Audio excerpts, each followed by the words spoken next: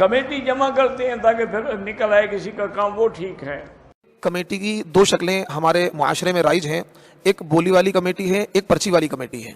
तो देखिए, पर्ची वाली कमेटी डालना तो जायज़ है, जिसका एक मरतबा नाम निकल जाएगा दोबारा उसके नाम की पर्ची नहीं पड़ेगी, तो इसमें किसी का कोई नुकसान नहीं है। जितनी रकम आपकी जाएगी उतनी ही रकम आपकी आएगी। तो पर्ची वाली कमेटी डालना ये जायज़ है, इसमें कोई कबाहत नहीं है। लेकिन एक शक्ल कमेटी की ये है जो बोली वाली कमेटी होती है, वो क़तआन नाजायज़ और हराम है। एक मुरव्वजा कमेटी होती है जिसमें 10 अफराद मिलकर माहाना 1,000 रुपये डालते हैं और फिर 1 महीने बाद कुरा के ज़रिए जिसका नाम निकल आता है उसको वो 10,000 रुपये दे दिए जाते हैं, और जिसने जितने पैसे जमा कराने होते हैं उसको उतने पैसे मिल जाते हैं। इसमें किसी को कम बेश नहीं मिलते। तो ये जो सूरत है मुरव्वजा कमेटी की, ये बिल्कुल जायज़ है। इसके अलावा हमारे माशरे में एक और कमेटी है जिसको बोली वाली कमेटी कहते हैं। बोली वाली कमेटी की मुख्तलिफ सूरतें हैं। मसलन उसमें ऐसा होता है कि जी 10 बंदों ने कमेटी डाली है और हर एक बंदा माहाना 10,000 रुपये जमा करेगा, तो कुल 1,00,000 रुपये बनेंगे।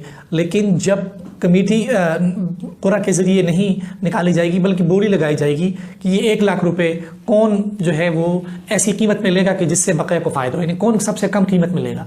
तो जो बोली के ज़रिए सबसे कम 50-60 हज़ार की कीमत लगाता है तो उसको वो कमेटी जो है वो दे दी जाती है, और जो ज़ायद पैसे हैं वो कमेटी के बकाया जो शुरका है वो आपस में तकसीम करते हैं। ये शरअन जायज़ नहीं है, ये सूद के ज़िम्मे में आता है, और सूद के बारे में कुरान मजीद ने वाज़ेह तौर पर मना फरमाया, और फरमाया फ़इन लम तफ़अलू फ़अज़नू बिहर्बिन मिनल्लाहि व रसूलिही, कि अगर तुम सूद से बाज नहीं आते तो तुम अल्लाह और उसके रसूल के साथ ऐलान जंग कर रहे हो। दूसरे नंबर पर है लकी कमेटी। लकी कमेटी में ये होता है कि जी 10 अफराद मिलकर कमेटी डालते हैं और कुरा के ज़रिए जिसका नाम निकल आता है उसको कमेटी के पैसे दे दिए जाते हैं, और उसके बाद वो कमेटी से निकल जाता है, वो आइंदा के लिए पैसे जमा नहीं करता। शरअन ये सूरत भी जायज़ नहीं है। ये सूद की एक और किस्म जो हमारे मुआशरे में मुरव्वज हो चुकी है वो है बोली वाली कमेटी। लोग कमेटी डालते हैं, फर्ज करें 10 आदमियों ने 10-10 हज़ार रुपये मिलाकर एक कमेटी डाली, ये बोली वाली कमेटी है। पहली कमेटी जमा हो गई, 1,00,000 रुपए की ये कमेटी बनी।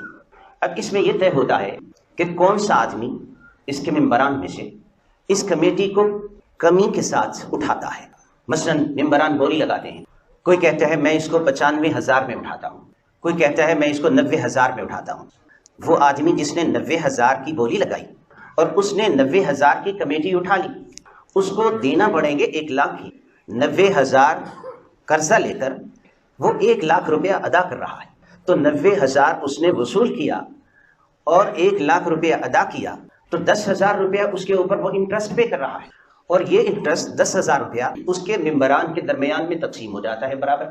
तो जिसने 90,000 रुपया उठाया है वो सूद खिला रहा है, और जो मेंबरान हैं वो सूद खा रहे हैं, और सूद खाने वाले पर भी अल्लाह की लानत है और सूद खिलाने वाले पर भी अल्लाह की लानत है। कमेटी डालना दुनिया में एक नेकी के कामों से एक काम है किसी गरीब बंदे के साथ, और ये वही चीज़ है जिसे कर्जे हंसना कहा गया है। कमेटी आप देखें कर्जे हंसना होता है, सूद के बगैर होता है ना। 10 बंदे मिलकर कमेटी डालते हैं, पहली कमेटी जिस बंदे की निकली है 10-10 हज़ार डाली थी तो 1,00,000 रुपया वो लेके चला गया, 10,000 उसका अपना है, 90,000 उसको आपने कर्जे हंसना दिया जो वो आहिस्ता आहिस्ता करके वापस करेगा। तो कितनी नेकी है उसके साथ। लेकिन एक होती है लकी कमेटी, जो दुनिया में तो लकी कमेटी है, आखिरत में वो अजाब पे मबनी कमेटी है।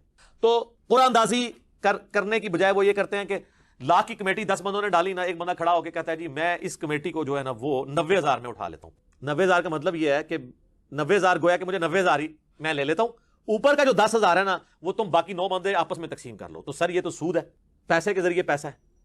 तो इस तरह की लकी कमेटियां ये भी हराम है। पैसा जमा करते हैं और कुरानदाजी होती है, जिसका नाम निकल आता है वो सारा पैसा ले जाता है, यानी वो सारी कमेटी, और फिर आइंदा वो नहीं भरता है, दूसरे लोग भरते रहते हैं। क्या ये सही है? देखिए ये सख्त हराम है, और इसमें जुए का माना मौजूद है कि जिसने एक खाली कमेटी दी और सारों की कमेटी लेकर निकल गया और अब वो मस्जिद कुछ देगा नहीं, तो ये बिल्कुल जुआ है, इससे बिल्कुल इज्तिनाब। कमेटी डालना ये जायज़ है या नाजायज़ है? कमेटी अगर बाहमी ताउन की नीयत से हो तो जायज़ है, और बाहमी ताउन की नीयत से होने की एक वाज़ेह अलामत ये है कि एक तो ये है कि अगर कोई शरीक दरमियान में निकलना चाहे वो कमेटी को जारी नहीं रख सकता, तो उसको निकलने की इजाज़त हो, उस पर कोई जबर ना हो कि आखिर तक वो रहे। और दूसरा ये है कि जो कुरानदाजी का अमल उसमें होता है ये महज आसानी की खातिर हो कि कोई नाराज़ ना हो, ये कोई लाजिमी उसको न समझा जाए, कुरानदाजी के जो नताइज है उसको लाजिमी न समझा जाए।